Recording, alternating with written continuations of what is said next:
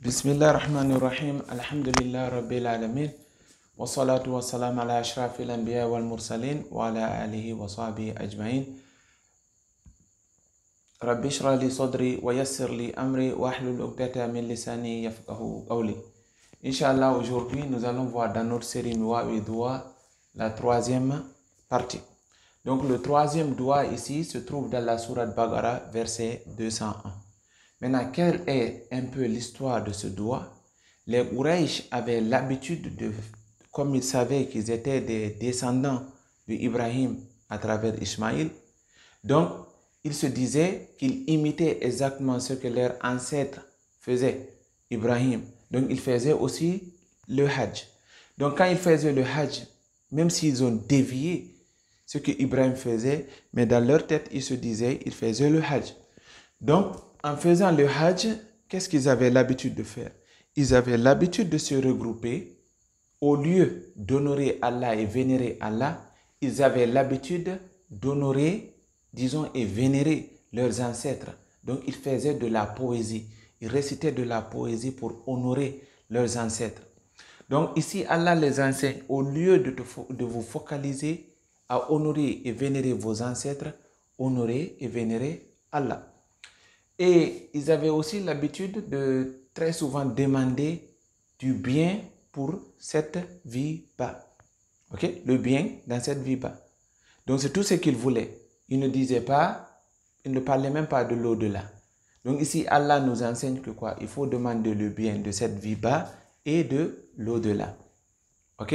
Malheureusement, nous aussi, nous avons cette idéologie. Même si on ne le dit pas. Parce que si on regarde les faits de notre monde actuel, il y a eu combien de millions qui ont essayé de traverser la Méditerranée pour aller en Europe. Maintenant, il y a eu combien qui ont essayé de traverser pour aller en Arabie Saoudite, pour dire je vais aller faire le Hajj, je vais aller faire la Umrah, ainsi de suite. Je ne sais pas, je ne connais pas. Peut-être ça existe, mais moi je ne l'ai pas vu. Ok? Même si ça existe, mais ce n'est pas au même niveau que ceux qui essaient d'aller en Europe. Pourquoi? Parce que nous voulons plus de bien de ce bas monde que de l'au-delà. Donc ici, Allah nous dit quoi? Rabbana, notre Seigneur, Atina. En fait, donne-nous, fit dunya, dans ce bas monde, Hasana, une belle part. Donne-nous une part, ou bien fais pour nous une belle part dans ce bas monde. Wafil akhirati, et dans l'au-delà, Hasana, donne-nous aussi dans l'au-delà une belle part. Donc, fais pour nous une belle vie dans cette vie bas et fais pour nous une belle vie dans l'au-delà. Waqina azabannar, et préserve-nous du châtiment du feu. Maintenant, si on demande à Allah d'avoir une belle vie dans l'au-delà et une belle vie dans cette vie bas, ici-bas, et une belle vie dans l'au-delà, ça devait être suffisant. Parce que quand on dit Allah, donne-nous du bien, fais pour nous du bien dans cette vie et dans l'au-delà. Point. Cela devait nous suffire. Mais Allah a ajouté Waqina adhabannar et et préserve-nous du châtiment du feu. Maintenant, qu'est-ce que cela signifie? Ça veut dire que quoi? Tu peux avoir une belle vie ici-bas, ici, maintenant, et avoir une belle vie dans l'au-delà. Mais ici, on prie à Allah qu'on ne veut pas passer par l'enfer avant d'avoir la belle part de l'au-delà. Qu'est-ce que cela signifie? Parce que nous savons qu'il y aura des gens, des musulmans, qui vont aller en enfer, souffrir quelque temps et après être envoyés dans le paradis. Donc, en récitant ce doigt, qu'est-ce qu'on essaie de faire? On essaie de dire à Allah, Allah, s'il te plaît, donne-nous une belle vie dans ce monde, une belle vie dans l'au-delà, sans passer par l'enfer. C'est aussi simple que ça.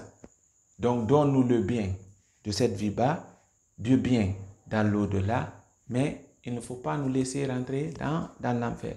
Maintenant, la majeure partie des musulmans, ils tombent dans ce piège, ils ne se focalisent pas d'avoir une belle vie dans cette vie bas. Tout ce que nous préparons pour l'au-delà se prépare dans cette vie bas.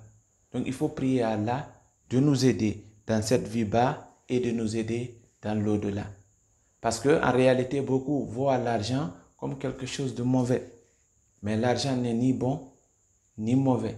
C'est la personne qui détient l'argent qui peut faire de l'argent quelque chose de bien ou quelque chose de mauvais. Quand tu prends l'argent, tu nourris un pauvre, tu l'as fait pour de bien.